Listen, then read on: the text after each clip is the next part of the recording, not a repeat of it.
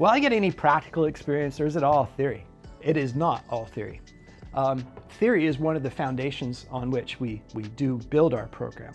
And so, but there's many kinds of pieces of that foundation. So we have a theoretical foundation, we have an evidential foundation. So our research as academics, when we go out and do our educational research, we're bringing the knowledge that we've generated back into our classrooms, and we're building our modules around those pieces of evidence and the theories that we've generated.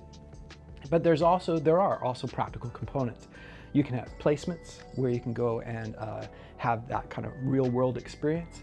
You can also have more practical kind of experiences on our modules within teaching sessions.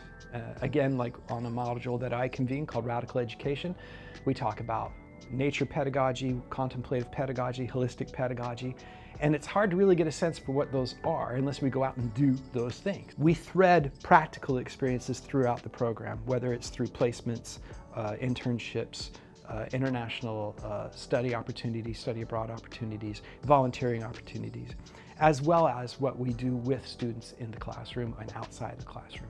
So you get practical elements, you get theoretical elements, you get to engage with the evidence that we produce through our research, and it's a rich, multifaceted experience.